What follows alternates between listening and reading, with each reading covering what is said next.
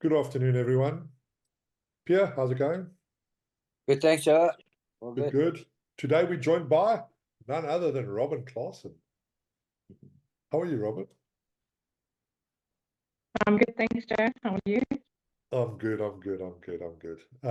Thanks for doing this, Robyn. I've been keen to get you on because obviously we need a bit of glamour on our podcast. Um, and the more glamorous people we can get on, the more Piere saves on the Botox. You know what I mean? Like, so it's it's win-win. Hey, strikes. You don't think it looks like because I'm picking up weight? You're definitely filling up. No, I'm joking. Right, let's just kick straight into it, Robyn. I'm a big fan of this horse of yours, so like I think everybody wants to know, how is the majestic one and only Purple Pitcher? He's doing very, very well. I can't complain. He's come out of his derby run very, very well. I'm sure a lot of people might have noticed today that he's not in the nominations for the Daily News. There's no real reason for that other than the fact that I felt it may have come up a little bit soon after the derby. We gave him quite a long break after the derby because I just felt like it's a race that takes a lot out of him, and I wanted to give him that break. And the Daily News just came out a little bit too soon, and so I made the decision not to run there rather. Okay, cool. So, but you've got a plan. Does your plan still include the big day? Yes, definitely. Obviously, all all roads lead to there. So, obviously, he needs a prep run, and it was the Daily News or the Jubilee. So we decided to rather go with the Jubilee. Oh, okay, cool. That's the race at Turfentine, I think. Yes. Yeah. Okay, cool. All right. Piere, it's a nice horse, this, huh? Yeah, and he's very game. I mean, like he just leads, and every time you think he's gonna get beaten, he just keeps fighting back. Yeah. I must say, Cabela has been riding great races on him, and I think Cabella's probably learned from riding him because he rides very similar races, and yeah, doing a great job. Listen, he's obviously going to carry a low weight in the July, so you won't be able to ride him. But 25 years ago, would you have fun for a ride like a horse that's like this? It's gutsy, goes to the front, and just grinds them out.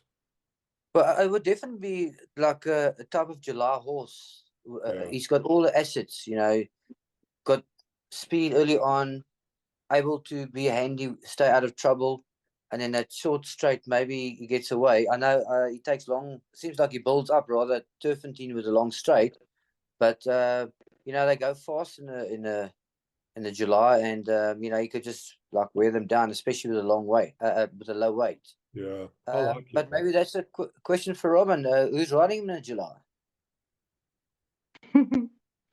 So I just want to say it's interesting that you say that here because his first run for me ever at the Val, instructions to Cabello, he was drawn wide and he was told to drop him out. And I said to Cabello, I said, this horse, he went a lot further. It was over, I think it was over 1400. But he wants a lot further. Get him going early because I just feel like it just takes a bit of time to get going.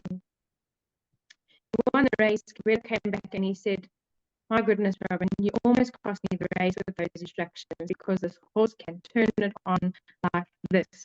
Sure. So it's very interesting because I'm not actually sure now if he can or if he can't, because the way that he looks in running, it does look like he takes his time. But I think he can turn it on when he needs to. I like him, mate. He'd definitely be carrying some of my small rands on him for the July, like 100%. I just think it's a race where quite often, oh, this is going to sound terrible, but often not the best horse wins because there's a lot of scrimmaging and there's a lot of chaos in behind. So if any of that happens where you want to be at the 200, he's in front. You're 100% right, Joao. Do you know what I mean? I'm not saying if he won, he wouldn't be the best horse. I don't mean it like that. But there's a lot of you're hard right. luck stories in the Yeah, July. you need it's a big field, too big for gravel. Yeah, But that's the makeup of the race of the July. yeah, 18 runners over gravel, short straight. You don't really want to be too far behind. But yeah. I mean, it has happened, but it's happened very rarely.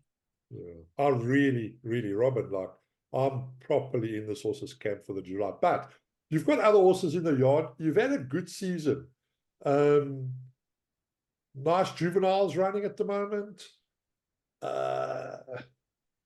You've got a horse that won the other day, a Patala Palace. That looks good. Frozen Fantasy. That looks good. I think of my babies, she's probably the standout at the moment. Yeah, look, she's 118. I don't want to sing her praises yet. She's got to do a little bit more, improve a little bit more first. She'll hopefully be running this weekend.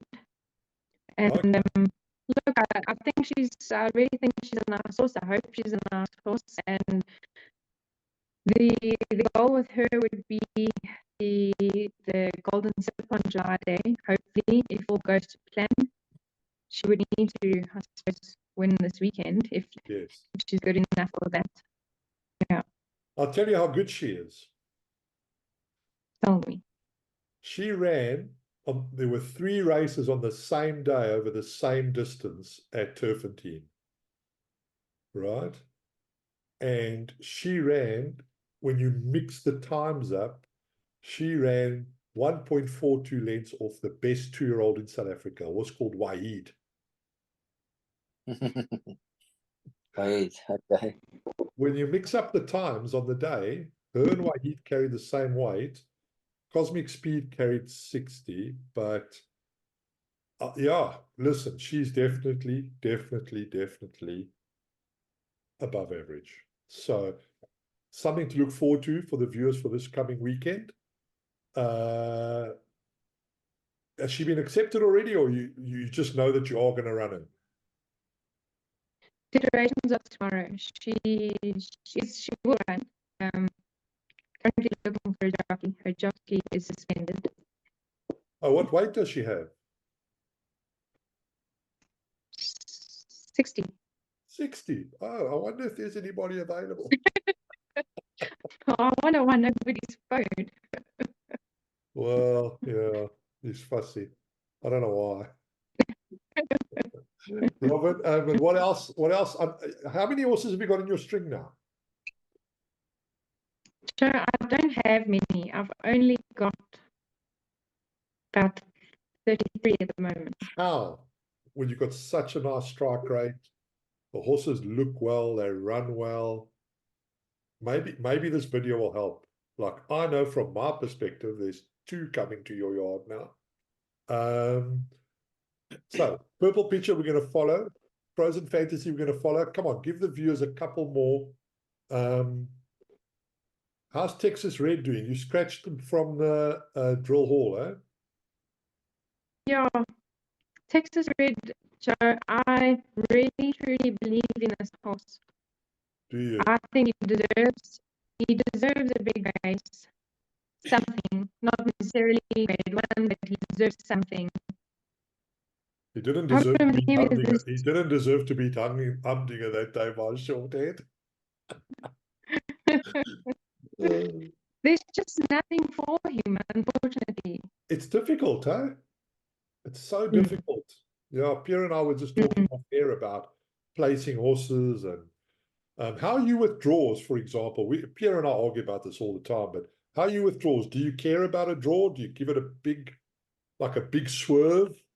Or like let the viewers know, like, what's Robyn's plan with a horse? Like, we spoke to Sean Terry, we've spoken to Alec Laird. Like, do you care about the draw as much as you care about the horse's fitness or the horse's journey coming up? Or where are you on this whole thing? I think draws are really important, but I also feel like it depends on the horse, Joe. The horse that Texas Red, a draw doesn't bug me. Yeah. Whereas another example, I can't think of one now, but in my yard. Well, I'll tell you what I said to there's Piere while you're thinking about the example. I'll tell you what I said to Piere. It's very difficult for a horse drawn 14 to win over 1,200 meters on the Turffontein inside track. It's very difficult. But it's impossible. Yes. It's impossible to win if it stood in its box. Yes. So, Joe, you see the problem with the horse like Texas Red. He ran in, what was that race where Unzen won? He ran in the, it was a Pinnacle. Was it just the Pinnacle? Yeah, it was a Pinnacle. So He it was ran Pinnacle. fifth. Unzen won the race. Yes, he ran fifth. Unzen won the race. I'm sure it was whatever it was. Anyway, Texas Red, he didn't have a good draw, which like I said, I don't mind a good draw because he wants to run from off them, which is fine. Yeah, he But ran then you from have a horse Broadwell. like, He ran from yes. Broadwell. Yeah. You have a horse like Unzen that goes 300 miles an hour in front, and the field stretches out. At once at the 400-meter mark, he was 17 lengths off of Unzen. Yeah. So that's where it's tricky. In a normal race where that doesn't happen, you know, he could have made up the ground. He only got beat 4 lengths in that race. Yeah, I know. No, I know the horse well. I know the horse very well. Piere, I know you're a big advocate of the draw, so we're always going to debate on this. But as an owner, I just look. I don't know. Yeah. The stats, No, the stats yeah. definitely back you up, Piere. Definitely. Yeah, you know what? On certain certain courses and certain distances, it's a huge factor. Like we were chatting earlier, if you had to go to the starting stalls and you just, as the horses jump, just follow them for 5 meters, and then decide. You can't believe the difference it makes. But look, sometimes you can overcome a bad draw if you've got a horse that's very fast at the pens. You know, very got gate speed and races handy. Yeah. So there are chances that you What's can the have Italian word for tomato? Pomodoro. Oh, didn't that win the July from an impossible draw? Okay, but remember now it's 2,200, and the turn only comes at the mile. So what have you got? 600 meters to go. Okay, is that what you're putting it down to? Yeah, that's why I said like turf on the inside track, 1,200 meters vital. Classic track 1,200 vital. 1,400 stand side. Turf and team vital. Yeah. The gravel 1,400 vital. Yeah, it also plays a big factor. So Robyn, what made you get into horse racing? Yeah, I wish I knew. I grew up with horses, riding horses. I don't know. I just always had an affinity for thoroughbreds and racing, and it wasn't even really racing. It was about the thoroughbred, and it always intrigued me what a horse can do, like at its peak, what a horse can actually do. And it just amazed me and it intrigued me, and I just wanted to learn about it, and I wanted to be involved in it, and that's how I got involved. And are you from Joburg, Robyn? I mean, we've had a couple of dinners, but I've never really asked you all these questions. Are you a Joburg person? Yes, grew up in Joburg. Okay, that's interesting. Tell me about this other 2-year-old that you've got, the filly. What's her name? She's run quite a few. Talking about. Excuse me? I know, another one. No, I thought you were talking about the one we were speaking about just now. No. Yeah, we've spoken about Frozen Fantasy. What about No, Yeah, man. by the way, I don't have a ride in that race. I've just checked.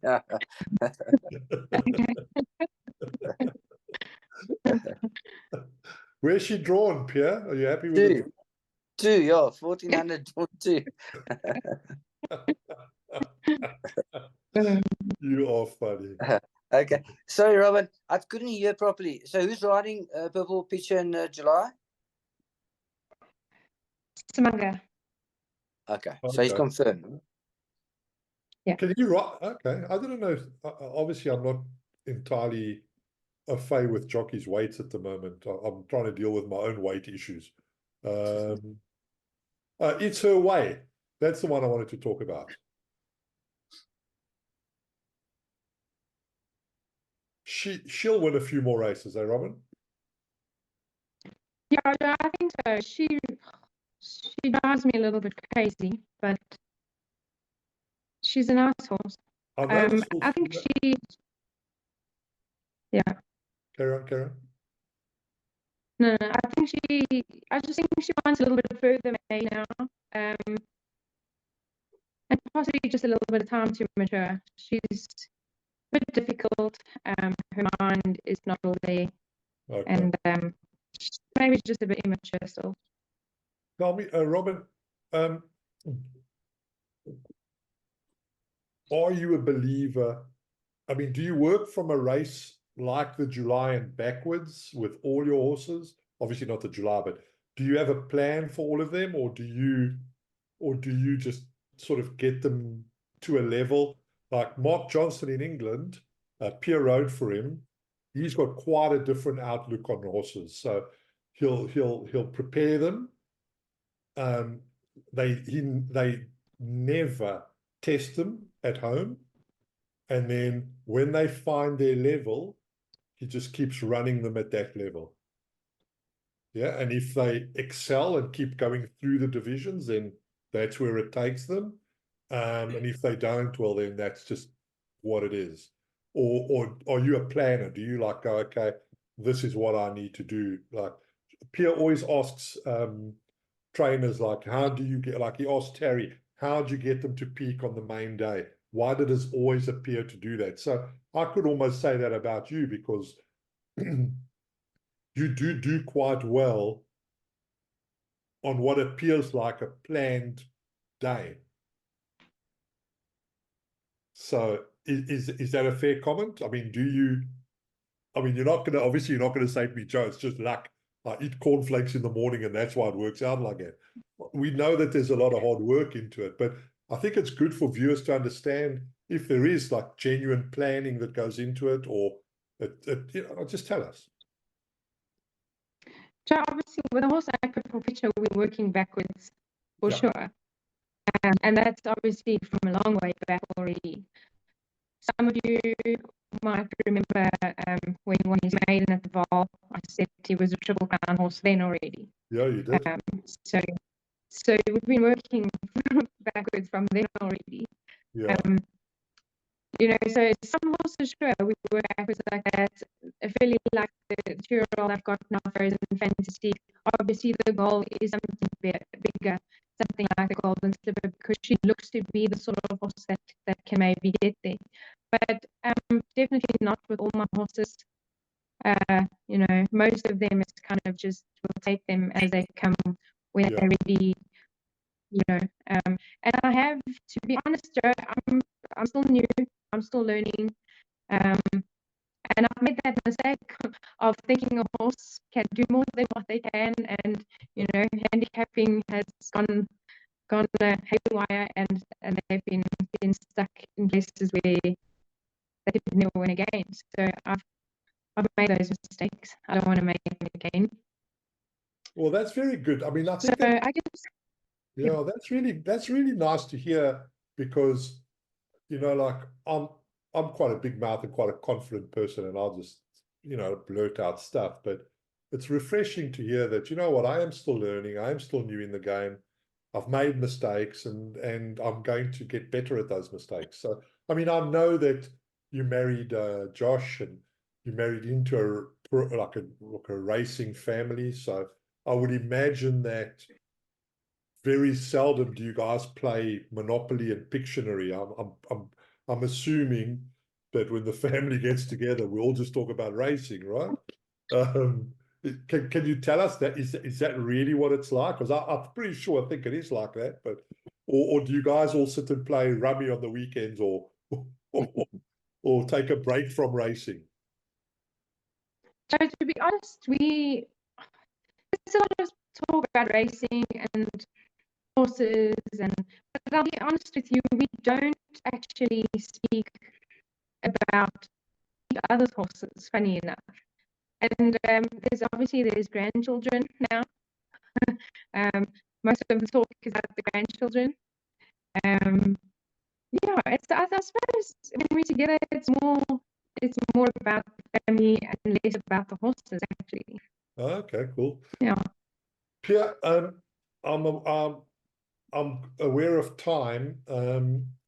Robyn, how are you on the whole 37 and under or 38 and over threshold with a TCO2? Like without compromising anything, what do you think? Like, just tell us your opinion. I don't want to put words in your mouth. I know what I think. I don't know what Piere thinks, but what do you think? So I'm all for the testing. I'm all for welfare of the horses. I'm all for cleaning the game up. I'm all for all of it. I don't agree with the way in which it's been done. I feel like there should have been a trial period, where testing should have been done behind the scenes. When horses came back a little bit over the limit, maybe they should have pulled trainers aside and said, "This is the story," given them a chance to fix it. I don't know. I just feel like that. I feel like there were different ways of going about it. I don't agree with the way that it's been done. And I also feel like I've done my own research. Obviously, everybody's gone and done their own research. There are so many things that can affect the TCO2 levels, and we just don't know. And I don't know if they know either themselves. And my biggest thing is for me, and I'm not speaking for anyone else, this is for me. They claim that it's for the welfare of the horse, which is fine. Yeah. Perfect. My problem comes in, for me, I am petrified of giving my horses anything because I don't know what it's going to do to those levels. And so now it jeopardizes the welfare of my horses because they need those things that are legal, things that we're allowed to give, things that help them. I'm so scared to give them anything because I don't know what it's going to do to that. And the second, obviously, because of who I am, who I'm related to, the second I get one of those, it makes headlines. Oh, and I don't need that. 100%. Yeah, listen, I think you're right. There should have been a trial period, etc., etc., etc. I'll tell you what I'd like to have known is I don't think that any data is valid without multiple data points. So let me quantify that.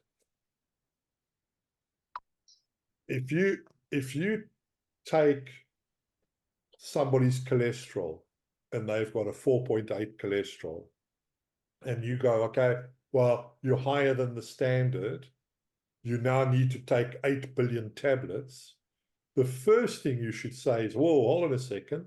Let's just test me again in a month's time and a year's time. And look, I get we need some sort of working towards the median, but unless we actually know and have the data, what does a horse's TCO2 look like on a race day after it's traveled, before it's traveled, after it's shagged a mare, before it's shagged a mare, whatever it is, unless we know the data, I don't think we can be as black and white then in saying a horse runs or it doesn't run. And whether you believe in all the headlines and the sensationalism or not, and whether you agree that they've raised it or not, here's a question. July day, 18 horses coming for the July. 10 of them test over. What do we do? No. What do we do? The trainers won't know what's going on. The owners are going to be freaking out. Well, we won't be because there might not be any lights on. But anyway, let's assume that there's lights this year. The owners are going to be asking what's going on. And I think you're absolutely right. It should have been planned, rolled out, analyzed, recorded, and then delivered. Piere, do you have anything on the TCO2? Do you still get paid? Yeah, once we weighed out, we get paid. No, it's a tough one because it's not my department, but just an example, like us jockeys, we're not allowed to use a water tablet like a Lasix, for instance, because it doesn't enhance your performance, but it's a masking agent. So you could be, say, on cocaine or whatever, and apparently it picks up the Lasix and not the cocaine. So that's why it's illegal. Now I don't know what stuff they put in when they milkshake the horse. Is it possible that there could be some sort of masking agent involved? I mean, I think, let me answer, Robyn, because it might put you in thing. I think everything's possible, right? I'll tell you what they're not putting in milkshake is strawberry, chocolate, and Oreo. Okay? But I think that you can put up as many walls and as many fences to protect the gold from being stolen, right? But if somebody wants to steal the gold, they're going to get in. So we have to cater for the masses, and the masses say that, well, actually, before we make a rule that affects people's lives, livelihoods, whatever, maybe we should just think things through a bit better. So yes, things can be masking. Yes, I mean, all sorts of things come into it, but we've had a spread of these tests randomly throwing out horses, and I don't care who the trainers are that had these positives, their phones have all lit up by the owners asking what's going on. And if the trainer hasn't done anything wrong, then it's a real problem, because then they don't know. If you don't know why the horse's TCO2 is over the limit, how do you answer a question? How do you fix it? It's a problem. It's a real problem. So I hope that they deal with it properly, and I hope that we move on, because I don't think we have enough data on it. Yeah. Whereas I think in your example, if you've taken something, then you've proactively taken it. So if you're using it to mask, yeah, it's fine. But I think it's quite hard, I think, to administer this kind of thing when a horse is under scrutiny, and I don't really see an upside to it. In this day and age, I don't really see an upside to it. But I might be wrong. I might be wrong. Robyn, listen, it's been a delight. I think we've hit the half-an-hour mark, so we want to call it quits. Let's just recap. We're all punting Purple Pitcher for the July. Frozen Fantasy will run on July day in the fillies race. Yes. Wahid will win the colts. You'll win the fillies. Happy days. You need more horses. I'm sending you 2. That's tick, tick. Piere wants to ride the horse on Saturday. You guys can do that little thing afterwards. Confirm. Do you still say confirmed, Piere? Do they still say confirmed? Yeah, normally, yeah. Well done, What do you have Robyn. to say, Robyn? What's the word you guys have to say to the jockeys? If they take a ride from you. Confirmed. Okay, there you go, Piere. Listen, Robyn, thank you. I wish you. Huh? Well done, Robyn. From an outsider, you're doing a great job. Well done, and keep up the good work. Oh, last but not least, Robyn's got a lady syndicate. Oh, yes. Robyn's got a lady syndicate, Striker. Okay, and have you got shares available still, Rob? Yes, Joe. I think I've got about 15 shares left. 15 shares left, guys. Sorry, girls. Get on the blower. We'll put Robyn's number up. Give her a call. Get involved. We don't have enough chicks in racing. And they get 1.5 kilos. Goodbye. Ja. Goodbye. Bye. Yes. Uh,